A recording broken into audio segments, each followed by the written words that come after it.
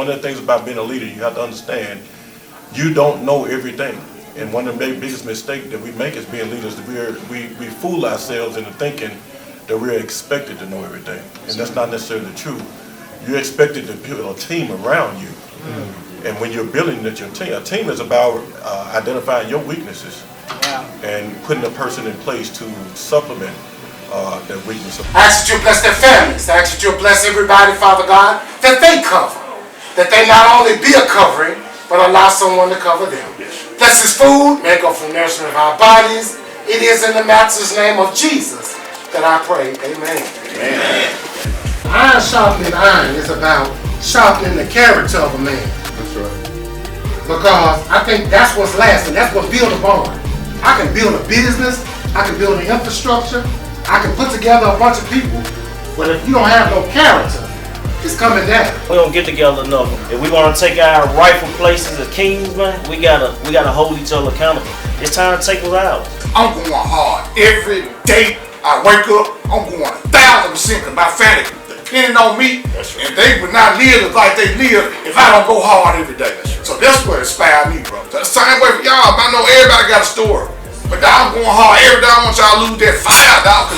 It was a day y'all want where we are right now. You gotta keep that same fire.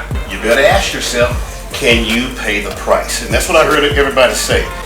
When I was invited to come to this table, first thing that came to my mind was like Wall Street. It is not going to leave my mind. Doing what you're supposed to be doing. So I look at it as long as I keep persevering, the Lord gonna bless me. I think that made me realize how my attitude affected everyone around me. So when you get hit in the mouth, you gonna lay down, or you gonna get back up and keep fighting. We have a council of men at the table that says we are here for success. Not a lot of positive male influences in my life when I was growing up. My mom was pretty much everything. And she used to say that all the time. I gotta be mama and daddy. And my mom didn't play. My mom worked 2-3 jobs. So she had that thing, if I call home and the phone ring, you better be on the other end of the phone answering. You've been hanging out on the corner. My mom knew all my friends. You know, she knew where I was at all times. And I was raised in a period when everybody, all the parents, knew all the other parents. And they all held us accountable. You know, if Miss Sheila, who was my next door neighbor, who still lives next door, you know, she called herself my other mom. So it was just as important to me for her not to see me cutting up as it was for my mom to see me cutting up. Because the one thing you didn't want to do is have another parent get on you and then have her call home and say I had to tighten him up or something or whatever. That was not going to be a good day. Yes, sir. Yes, sir. Let's give it up for his mom. Yes, sir. I know you mentioned military. How much of an influence was the military on your life as far as foundation or principles? What was it like for you? You know, you talk about discipline. You know, you're up at 5 o'clock. You know, every single morning. You run every morning, rain, shine, sleet, or snow. You're doing calisthenics every morning. Does not matter about the weather. I was actually in a field called field artillery, which I didn't do my research ahead of time, which means that you was going to be outside 90% of the time. I can't stand cold weather because of that. You know, I was stationed in Korea. Korea, I don't know if you know a lot about Korea, but it's extremely cold in the winter. Yes, sir. And it takes a lot of discipline to do your job in sub-zero degree weather. It takes a lot of discipline to know that other men are depending on you to do your job for survival. Not just to do the job, but I'm living because you're standing on that wall. I'm living because you're on guard duty. I can sleep because you're on guard duty, and I don't expect you to be doing anything else but making sure that I have a peaceful night. When I left there and went to narcotics, you mentioned my career in narcotics. Yes, sir. It's no different from there. You know, when you clear a room, when you scream the word clear, you're basically telling other officers it's okay for them to walk past that room without being in fear of their life. So I've actually lived in an environment where I've depended on other people doing their jobs, and I've taken a lot of pride in saying that I'm going to make sure that you get home tonight, and I'm going to do my job, and you can rest. You can put your life in my hands. So there is no greater discipline than knowing people live because you do your job. Sir. As a leader, would you prefer to be feared or respected, and why? You know, it's funny you should ask me that. When I was a director, I was talking to one of my deputy chiefs, and he basically said, "Man, you got to change your persona." And I said, "What do you mean?" He said, "Don't nobody fear you when you walk in the room. People, when you walk in the room, people got to get tight. People got to know that the director just walked into the room." And my answer to that was, I said, "Well, you're a deputy chief. Does anybody get afraid when you walk in the room?" I said, "Because you got 5 precincts under your command or whatever." I said, "Ultimately, yes, I'm responsible for the whole thing, but here's the deal. What are you going to do when somebody blow up at you and they're not afraid of you? What are you going to, so sooner or later somebody, if you rule by fear, sooner or later somebody's going to challenge that. Those of us that are raising boys, I got a girl, but if you run your household by fear, sooner or later one of them boys, and I don't mean to say this in front of your boys, but sooner or later somebody's going to challenge that, and where do you go from there? Wow. So my short answer to that is I would much rather be respected Yes, sir. than to have somebody to fear me, because at the end of the day, it's about communication. One of the things about being a leader, you have to understand, you don't know everything.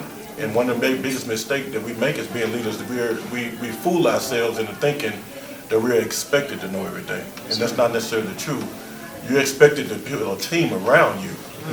And when you're building a team is about identifying your weaknesses. Wow. And putting a person in place to supplement that weakness or whatever. So I've never been big on the fear, Yes, sir. intimidation type of leadership.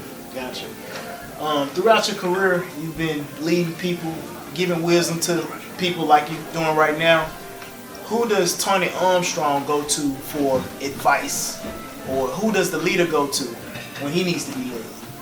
You know, it's funny because we don't hear about the African American men like you all are sitting in this room or whatever. We hear about the men that don't pay child support. We hear about the men that's doing selfish and crazy things. Those are the news stories that we hear about or whatever. We don't necessarily hear about the men who are waking up every single, the African American men who are waking up trying to make a difference every day. Yes, sir. And that's who I surround myself with. I surround myself with men. One, I like being around people that are more successful than I am. Ain't nothing worse than having a whole bunch of broke friends. You know, because the only thing they can teach you is how to do what? Stay broke. You know, so I want friends that are doing much better than I am. Yes, sir. I want friends that are investing money. I want friends that have turned nothing into something, so you can teach me how to do the same thing. So I've always, my grandmother used to tell me, you have an old soul. So the majority of my friends have been older than I am. These are people that I've trusted, and when you become the director of police, obviously you can't say everything to everybody. You have to have a small circle of friends. And I've been blessed in that way. I've been blessed in a way to have people that have had a genuine interest in me and a genuine interest in my success. But you said something, you have to make yourself vulnerable. Yes, sir. And when you do that, and when you ask people for advice, you got to hold on and get ready for what they get ready to say to you, because it ain't always be good. Everybody ain't gonna see, and if they're truly your friend, they're not gonna always pat you on your back and say you're doing everything right. So you got to be able to brace yourself and kind of humble yourself and put your ego in check and say, okay, I can let me take it, because it's coming out of love. If it's coming out of love, you got to take it that way. Yes, sir. What's one of the most challenging experiences that you face being a leader, and how did you overcome it? You know, when I coming out of the military, I went into the military when I was 17 years old. Right, I actually graduated high school a year early, and I joined the military when I was 17, and I actually got back home at the age of 20 before I even turned 21. And I was convinced that surely as a veteran I was going to come home and get a job with the depot. I don't know if all you are old enough to remember when the Army Depot was open. Surely I'd be able to get a job at the post office. There were a lot of jobs. I think Caterpillar was still open at that time. Harvester was still open at that time. And I, was pretty confident that I was going to be able to come out of the military and get one of those jobs with an honorable discharge. Keep in mind now, before I joined the military, I had a job at Red Lobster on Summer. It's where Central Barbecue is now. Okay. There used to be a Red Lobster. I was making $3.60 an hour as a busboy in high school. That was my after-school job. The first job I got when I got out of the military was $3.35 an hour with an honorable discharge. So I was actually making less money than I was before I even went into the military. For those of you that's old enough to remember, crack cocaine had exploded in this country. Every inner city corner had somebody standing on the corner selling crack cocaine. I didn't know what it was. I'm watching all the new cars and I'm watching all the people with the, I guess you can say bling or whatever, and I'm saying, surely there's some jobs around here. And my cousin basically sit me down and said, let me educate you what's been going on since you've been gone. Because I had just spent 15 months overseas. And it was an eye-opener. And it was very, very difficult for me to know that I'm getting up every day, and I had friends that I grew up with say, man, you're going to work these do-nothing jobs. I can put you on to this and I can put you on to that. Man, look how I dress, look at the car I drive. But there's one thing that I continuously said in my mind. One, my mom gonna kill me if she finds out that I'm selling drugs. Two, my grandmama's gonna have a stroke if she finds out I'm selling drugs. And three, I just can't go out like that. You know, I can't live my life looking over my shoulder for the rest of my life or whatever. So this is just part of the process, you know, and I had to really convince myself this is just part of the process, and I just got to grind my way out of this.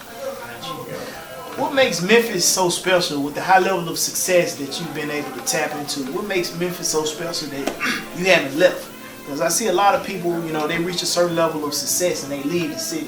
What keeps Toney Armstong in Memphis?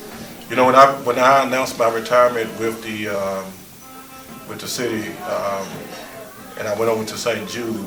Obviously, what happens is when you're chief of police or the director of police, I don't know if you've ever noticed, we just kind of rotate around the country, and you had this guy that's been a chief over at this department, and he, so obviously the offers started coming in. Cincinnati called, Birmingham called, Baltimore called, and my dream job became available. I'm sitting in my office at St. Jude, and my secretary comes and knocks on my door. She said, there are two gentlemen here to see you. And I said, well, who is it? And she said, well, they won't tell me, but they want to meet with you. And they walk in, and there's two guys from the Dallas Police Department. I'm a Dallas Cowboy fan. So I basically said if there was anything that was going to get me out of Memphis, it was going to be if my dream job became available. And here it is, it became available. But St. Jude had really did a masterful job recruiting me from the city, and my sense of loyalty basically said the timing is just not right. I just can't do it right now because the timing is not right. And with that said, I honestly believe that sooner or later, I have to believe that sooner or later, we're going to get the right leadership in place in Memphis, and we're going to get out of our own way. If you look at some of the other things that have happened to some of the other cities that are similar in size and dynamics and demographics to our city, Atlanta, rewind 30 years ago, Atlanta was just about on the same equal footing as Memphis. Nashville was here, and Memphis was here. And you look at what's happening in Nashville, and it all boils down to what? It boils down to leadership, and it boils down to a vision, and it boils down to discipline. And we just have not been able to, I'm not taking any shots at any politicians or whatever. We just have not had anybody to be consistent with that as it relates to moving our city forward. And I think it's going to happen, and I kind of want to be a part of that. Yes, sir. Yes, sir. When it's all said and done, what's the legacy that Toney Armstong wants to leave behind? That was one of the last questions that they asked me in my last interview when I was leaving the city. And my answer to that was, it's not up to me to determine what my legacy is. It's up to the people that I leave behind. It's up to the people that have served under my leadership to determine what that is. One of the greatest joys that I get in life now is to talk to officers that served under my leadership, and for them to say, hey, I can remember you gave me an opportunity to do this, that, or whatever, and I never would have gotten the opportunity to do this, or I had been on the job 15 years before I actually ever had a conversation with a police director or whatever, and I appreciate that or whatever. So if you're busy worrying about your legacy while you're doing the work, you're busy worrying about your legacy. You're going to be careful. You're going to put yourself within a box, and you're going to stay within that box. Leadership is about making mistakes. Leadership is about saying, hey, we called them wrong. We made a mistake. I've done it. You showed by my career in homicide. Luckily, they highlight all the cases that I saw. There was some guys that I've had in rooms that basically be like, man, I know who you are, whatever. You know, so there are some cases that we didn't solve. There are some times that I made bad calls. There are some times when I didn't process things or think it through as thoroughly as I should have. But part of the leadership is saying, hey, I didn't. And I've learned something from it or whatever. So leadership is, again, it's about making yourself vulnerable. Yes, sir. Yeah. Thank you, Mr. Armstrong. Let's give it up for Mr. Armstrong. Any of you gentlemen would like to open up for Q&A? Any questions for Mr. Armstrong? Yeah. Yes, sir. Go for it. All right. How are the records of disrupted students being placed into the database, and do the MPD law enforcement are they involved in noticing the records of juveniles getting? What happens with that is once a kid becomes involved, a kid under the age of 18 is considered a juvenile. Once they become involved in the juvenile system, they file all the records associated with that kid. Now, hopefully a kid gets it together. By the time they reach adulthood, they make some mistakes in their life. But what happens a lot of times is though kids can do something so egregious that they do what we call a remand as an adult, which means that the juvenile system is not looking at them like a child, they're looking at them like an adult. So we have a lot of kids that are housed, not in juvenile court, but are housed in 201 public with grown men, which in my opinion is another issue within itself. You cannot put a child in that type of environment and think that great things are going to happen. So does the Memphis Police Department have access to that? If it's needed, yes, they do. Law enforcement does have access to that. So do they have anyone between the cracks to have any kind of emotional support to help them out with rooted of what they call the rough, like to find out the root of their disruptive action and things like that? There are a lot of programs designed for that, but I'll be honest with you, man, if you're talking about another lucrative business, the criminal justice system is like a revolving door. Wow. I don't know if you've ever been down in 201 Public, in the basement of 201 Public, what we call lower level, but you can go down there on any given day, and it's like the craziest thing that you've ever seen. Men and women that look just like us, that are basically down there, thousands and millions of dollars are being paid out to lawyers, to attorneys, that they're putting in place to try to go in and I guess you'd say cut them some type of deal to keep them going to trial down there. And the sad thing about it, if you've been in and out of the criminal justice system most of your adult life, and you have an attorney going to plead a deal for you and say, I'll get you a 10-year probation deal, did you really get a deal? When all that you was facing in the first place was 2 years. Obviously nobody wants to go to jail, but if you've been in and out, the next time that you get arrested, whatever it is that charge is, you're gonna catch that, plus the remainder of that 10 years that you got. So that's why our criminal justice system is so unbalanced. Lack of education. Good questions. Angelo? You work for the city, now you work for corporate America. Do you ever think about branching out and going up on and doing something for yourself as an entrepreneur? Occasionally I get a phone call and say, hey, get ready. You're our next guy that we think about running for mayor, or whatever the case may be, and I still wrestle with that. City government is tough. I've met a lot of people that I'm grateful to have had the opportunity to meet. I've had the opportunity to sit down and talk to the president, my president, Barack Obama. I've had the opportunity to sit down and talk to Michelle Obama. I've met a lot of wonderful people, but on the flip side of it, I've met some people that I hate that I've met too. I've had people that I thought highly of before I got into, I guess how the wheels are turned in the city government. So there are some sides to some people I wish that I had not seen. Politics is a ugly business, and I just don't know if that's something it's something that I'm still praying about, and it's something that I wrestle with on a daily basis. Well, I don't talk about politics. I'm talking about for doing your own maybe security work or. St. Jude keep me busy right now, so I don't know. I don't know. Maybe down the road at some point. I still do a little consulting on the side. I still do public speaking. Okay. Not charging him anything today, but occasionally somebody will call us and write a check and say, let me fly you out here and do some motivational speaking or do something You know, once the check kit clears, Absolutely. I get on a plane, I go out there and do my thing, and I come back home. So there are other things that I do on the side. Absolutely. Anybody else got anything? Don't be tense, y'all. Director Armstrong. Yes, sir. You know how the city of Memphis feels about you. Hypothetical question. If the current political structure changed, would you ever consider going back to being the Memphis chief of police? I've done that. I've you know, it's like doing something and you're saying, you know what, that chapter in my life is closed. Sure. It was a brutal 5 years. And it wasn't all bad, you know, but I lost 5 officers in the line of duty. I lost the first female officer in the history of the police department. I went through a period, the first time that police officers had ever had their benefits cut in the manner that it was. It was a brutal time. It wasn't all bad, don't get me wrong.